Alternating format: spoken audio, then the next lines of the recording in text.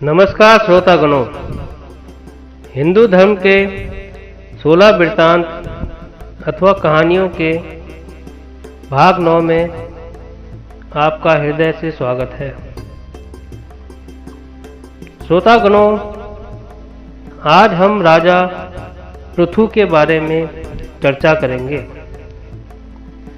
ध्रुव जी के वनगमन के पश्चात आगे चलकर उनके वंश में अंग नामक राजा हुए। राजा अंग बड़े भगवत भक्त थे। उनके वन चले जाने के बाद उनके पुत्र वेन को राजा बनाया गया।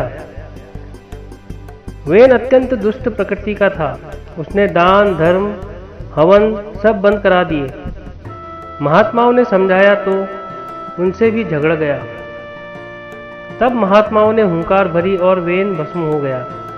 वेन के कोई संतान नहीं थी तथा उसकी भुजाओं का मंथन किया गया। तब उससे एक दिव्य जोड़ा प्रकट हुआ। जो पुरुष थे वो महाराजा पृथु थे और जो देवी थी वो महारानी अर्ची थी। महाराज पृथु का राज्याभिषेक हुआ और उन्हें समस्त पृथ्वी का सम्राट बनाया गया। महाराज पृथु जब सिंहासन पर बैठे उस समय पृथ्वी अन्नहीन थी और प्रजा भूख से मर रही थी। प्रजा का करुण क्रंदन सुनकर राजा पृथु अत्यधिक दुखी हुए। जब उन्हें मालूम हुआ कि पृथ्वी माता ने अन्न औषधि आदि को अपने उदर में छिपा लिया है तो वे क्रोधित होकर धनुष बाण लेकर पृथ्वी को मारने के लिए दौड़ पड़े। पृथ्वी कांप उठी और गौ का रूप बनाकर भागने लगी। पृथ्वी ने जब देखा कि मेरी रक्षा कोई नहीं कर सकता तो वह राजा पृथु की शरण में गई। गौरूपी पृथ्वी की राजा पृथु से प्रार्थना। गौरूपी पृथ्वी ने विनीत भाव से कहा, राजन, पूर्व काल में ब्रह्मा जी ने जिन धान्य आदि को उत्पन्न किया उन्हें दुराचारी लोगों ने नष्ट कर दिया था और राजा लोगों ने मेरा पालन और आदर करना छोड़ दिया था। इसीलिए औषधियों को मैंने अपने में छिपा लिया।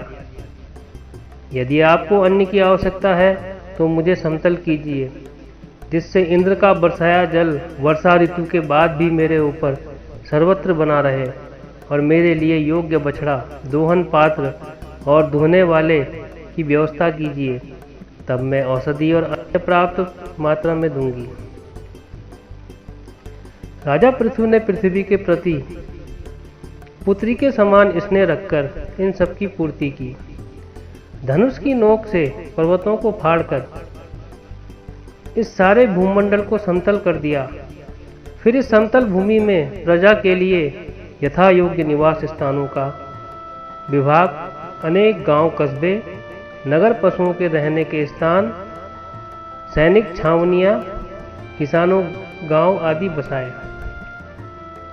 भगवत दर्शन हेतु 100 अश्वमेध यज्ञ का संकल्प।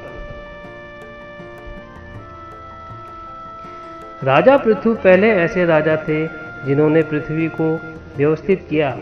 इसी कारण महाराजा पृथु को ही इस पृथ्वी का पहला राजा माना गया। एक राजा का कर्तव्य पूरा करने के बाद पृथु को भगवान के दर्शन की इच्छा हुई और उन्होंने 100 अश्वमेध यज्ञ का संकल्प लिया। इधर इंद्र को चिंता हो गई, यदि पृथु 100 अश्वमेध यज्ञ पूरा कर लेंगे तो मेरा इंद्रासन छिन जाएगा। इंद्र यज्ञ का घोड़ा चुराकर भाग गए। बार बार पृथु यज्ञ करें और इंद्र घोड़ा चुराकर भाग जाए। जब पृथु परेशान हो गए तो ब्रह्मा जी ने राजा पृथु से कहा, आपको लगता है 100 यज्ञ पूरे होने से भगवान के दर्शन होंगे? अगर होते तो इंद्र को भी भगवत दर्शन हो जाते। वो तो 100 यज्ञ करके ही इंद्र बना है, बल्कि वो तो 100 यज्ञ करने के बाद भी चोरी कर रहा है। ब्रह्मा जी ने आगे कहा, देखो राजन,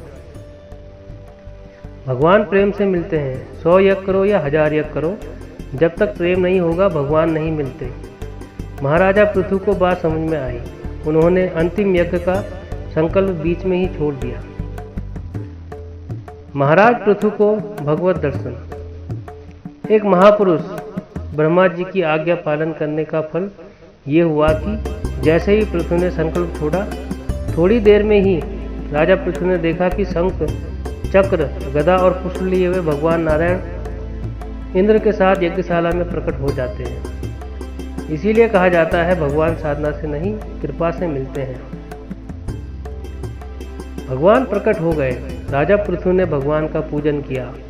पूजन के बाद भगवान ने कहा, राजन, तुम्हारे गुणों से और तुम्हारे शील से मैं प्रसन्न हूँ। मेरी इच्छा है तुम कुछ वरदान मांग लो। राजा पृथु ने सोचा, मांगना ही अच्छा है। मांगूंगा तब तक दर्शन तो होते रहेंगे, अन्यथा भगवान चले जाएंगे।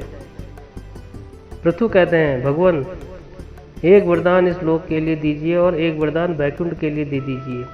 इस लोक के लिए तो 10,000 कान दे दीजिए। भगवान ने कहा, 10,000 कान क्यों चाहते हो? राजा पृथु ने कहा, भगवान, 2 कानों से आपकी कथा सुनता हूँ तो तृप्ति नहीं होती। 10,000 कान होंगे तो सब कानों से आपकी कथा सुनूंगा और खूब आनंद का अनुभव करूंगा। भगवान ने प्रसन्न होते हुए कहा, मैं तुम्हें इन्हीं कानों में 10,000 कान की ताकत दे देता हूँ। और बैकुंठ के लिए क्या चाहिए? पृथ्वी जी बोले, जब मैं बैकुंठ में रहूँगा तो रोज मुझे आपके चरणों की सेवा मिल जाए। भगवान ने कहा, तुम्हारे जैसे प्रेमी को मैं चरण सेवा के लिए क्यों मना करूँगा? पृथु जी ने कहा, आप मना नहीं करेंगे, लेकिन वहाँ आपकी चरण सेविका लक्ष्मी जी रहती हैं। जब 2 सेवक हो जाएंगे तो निश्चित रूप से झगड़ा भी हो सकता है। जब चरण सेवा को लेकर झगड़ा हो तो अभी से वरदान दे दो कि आप लक्ष्मी जी का पक्ष नहीं लेंगे, मेरा पक्ष लेंगे। भगवान की आंखों में आंसू आ गए। भगवान वरदान देकर अपने धाम को चल दिए। इसके बाद राजा पृथु ने अपनी प्रजा को धर्म का उपदेश देते हुए कहा, प्रजा जो धर्म करती है उसका 6वां हिस्सा राजा को मिलता है। इसलिए मेरी भलाई को ध्यान में रखते हुए तुम लोग अच्छे कर्म करना। सनकादि ऋषियों से अपने उद्धार का उपाय पूछना। एक दिन की बात है, महाराजा पृथु के बगीचे में सनकादि ऋषि लोग प्रकट हो गए। राजा पृथु ने सनद, सनंदन, सनातन और संत कुमार से अपने उद्धार का उपाय पूछा। उन्होंने कहा, आप तो भगवत दर्शन कर चुके हैं, फिर भी आप पूछना चाहते हैं तो हम कहते हैं, यदि 4 बातें जीवन में हो तो मनुष्य का कल्याण होता है। सर्वहित का भाव, धार्मिक जीवन, भगवान के प्रति प्रेम व श्रद्धा, सद्गुरु कृपा। इसके बाद राजा पृथु ने अपने पुत्र को राजा बना दिया और खुद जंगल में चले गए। एक दिन भजन करते करते उनका पंच भौतिक शरीर शांत हो गया। महारानी अर्ची उनके शरीर के साथ सती हो गई। इस प्रकार दोनों भगवान के धाम को चले गए। तो दोस्तों, यह थी हमारी हिंदू आध्यात्मिक वृत्तांत। जल्द ही अगला भाग सुनने का अवसर प्राप्त होगा। तब तक के लिए आज्ञा चाहता हूँ। जय महाकाल, जय माँ भारती।